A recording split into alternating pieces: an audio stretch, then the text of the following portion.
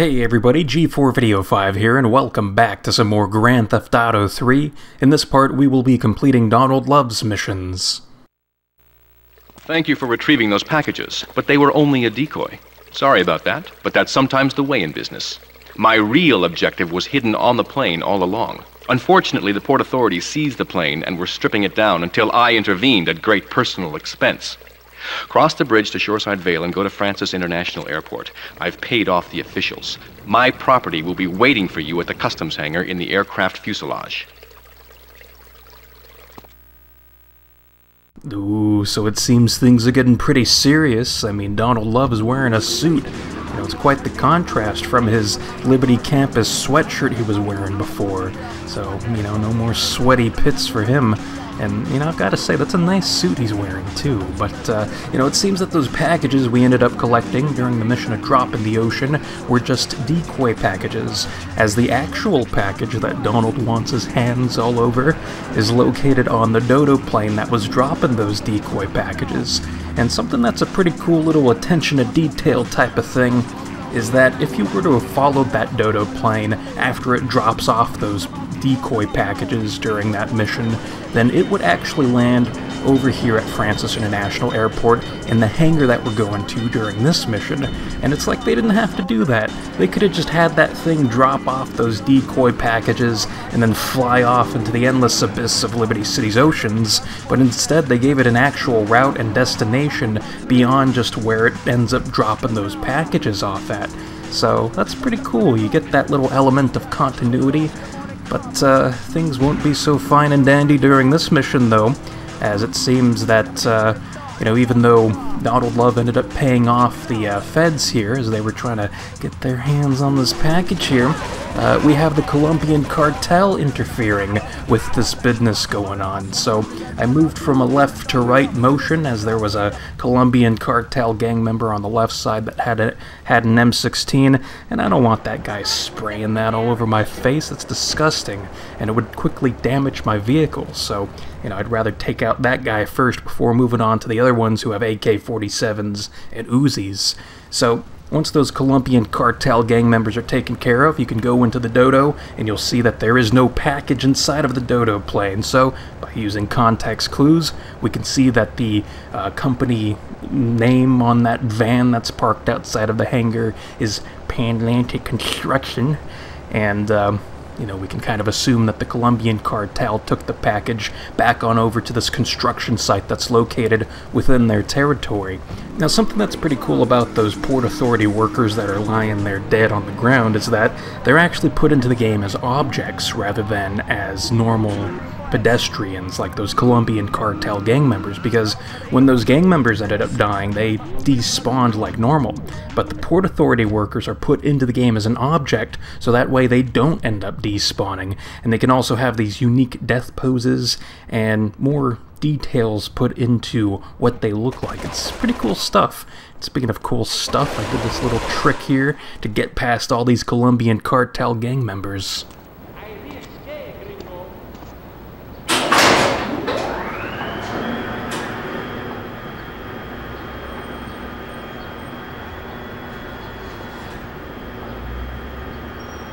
Hey, let's get this out of here. God knows what it is, but he seems to want it badly enough, so it must be worth something. Who the heck?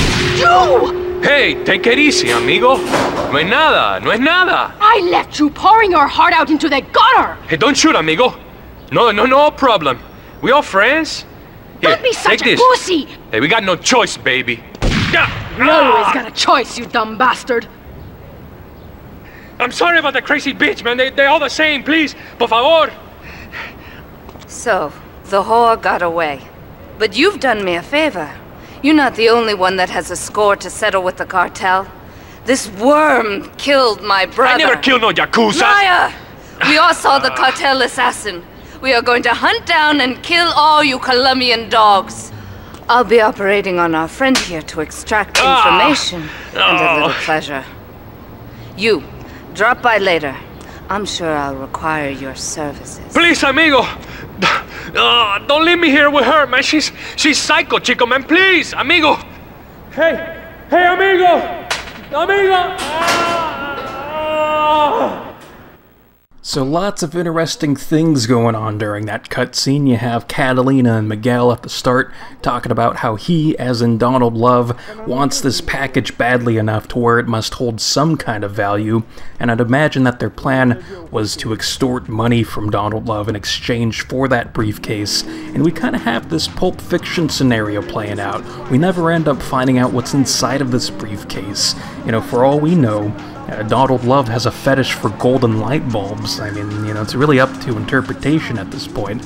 So, you have that, and then you also have Catalina having this surprised reaction to seeing Claude as, you know, she not only left him for dead in the opening cutscene of the game, but we also had that King Courtney mission called Kingdom Come, where she more or less sent a bunch of suicide bombers after him to assassinate him that way, and neither of those strategies for her ended up working out. So, you know, we have her making her escape by betraying Miguel and then making this Assassin's Creed-esque leap of faith off that construction building into some boxes down below. It's pretty crazy stuff going on.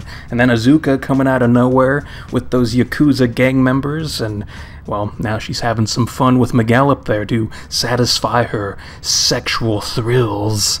So, awesome stuff what we have going on, but we will continue doing Donald Love's missions in the meantime. You are proving to be a safe investment, a rare thing in these days of falsehood. My Oriental friend will need an escort while he takes my latest acquisition to be authenticated. I want you to follow him and make sure both he and my package get to Pike Creek unharmed. So this is one of the more time-consuming missions in Grand Theft Auto 3, which might not be saying too much since most of the missions in this game are relatively short, but I mean, it's just a bit of a drag because this mission has its moments, but for the most part, you're just going to be watching the Securicar drive along its route that it's going to take, because what we have to do here is protect the Securicar as it's transporting the old Oriental gentleman and the package on over to Pike Creek and Shoreside Vale. And this thing will not be taking the lift bridge on over to Shoreside Vale. Instead, it's going to be using the Porter Tunnel. And that's already asking for trouble, honestly. And, you know, if you include the AI driving on a set path within the Porter Tunnel, I mean, you know, it leads to an interesting time, to say the least. So, I don't know, I have this, like, love-hate relationship with this mission, because while it is annoying that the Securicar tends to get stuck on traffic, and there's not a whole lot that you can do about it, it still is entertaining at the same time, seeing it kind of struggle and, you know, swerving in and out of traffic and all that, you know, because it's the AI doing whatever the AI wants to do in this game, so, you know, it can have its moments, for sure. But anyways, I'll stop being so negative about it, and mention that, you know, we do have these Colombian cartel gang members trying to stop the Securicar from making it to its destination, which is why we have that damage meter. So don't let the smoke fool you from the Securicar, because, yeah, the Securicar is smoking in my situation, but it really hasn't taken that much damage at all, so, you know, it's best to kind of ignore the smoke aspect to what we're seeing here. But you know, you have the Colombian cartel gang members doing their best at trying to push this thing off the road, but the Securicar is just that resilient to where it's not going to be that big of a deal if they ram into them, and then you could just perform a drive-by or something to get rid of those cartel cruisers pretty easily, and then you could just run over the gang members on foot.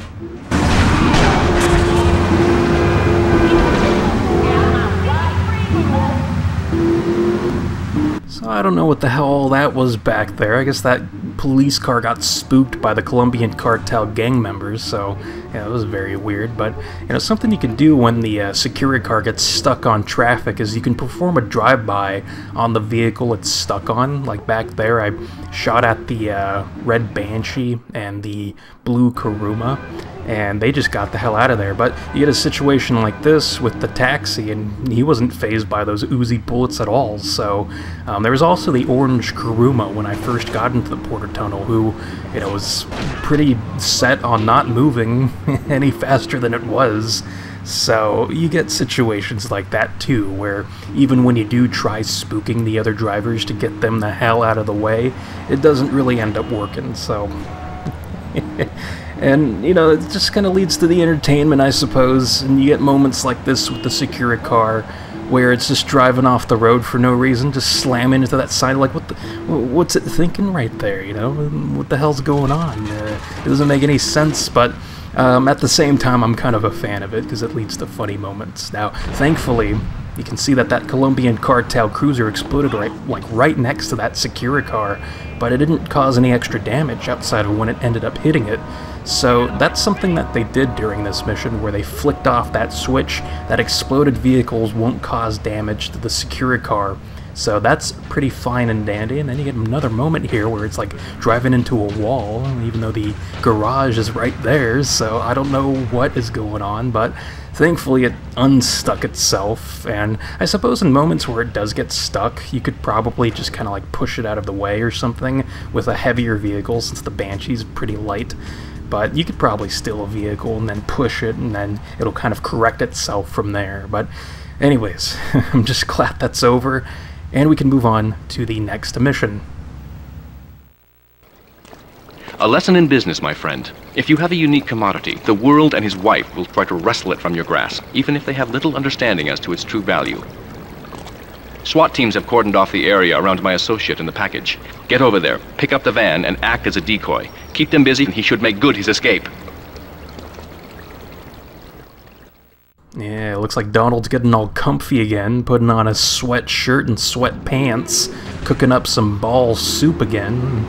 Yeah, well, this mission can be quite intimidating, I think, and I'm going to cut ahead to this location in Pike Creek and Shoreside, Vale, since we already saw how to get here during the previous mission, so I don't feel it's necessary to show that off again, even though this time I ended up taking the lift bridge on over to Shoreside Vale like a sane person. Now, when you arrive here, you might notice that there's going to be some police vehicles kind of parked around the place, just camping out this spot.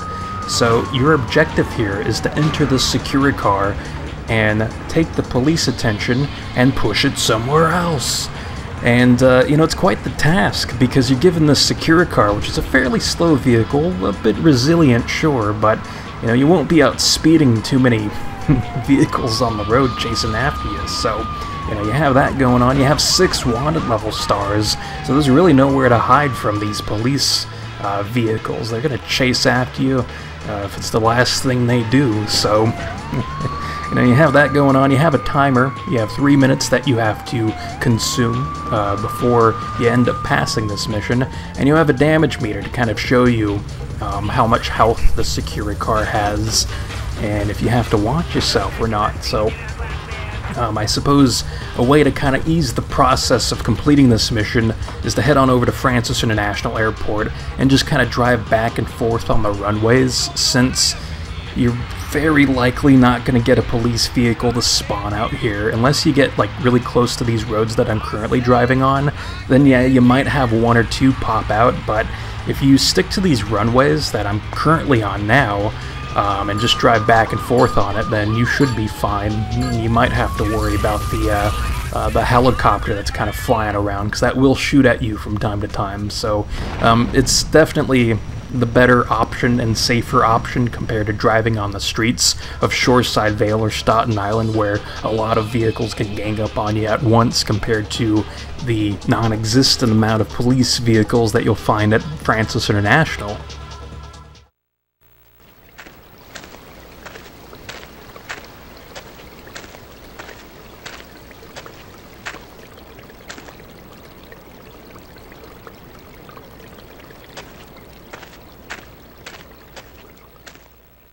So Donald Love, the old Oriental gentleman, and the package are all missing and nowhere to be found, and their fates have been left ambiguous by Rockstar, as this is the final Grand Theft Auto game chronologically in the 3D era of Grand Theft Auto games. So it's left up to interpretation as to what may have happened to these characters and what their fates might have been.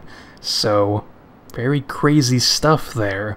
And that completes this part. In the next part, we'll be taking on Azuka's missions and seeing what sexual endeavors she's been up to. So, until then, I will see you next time.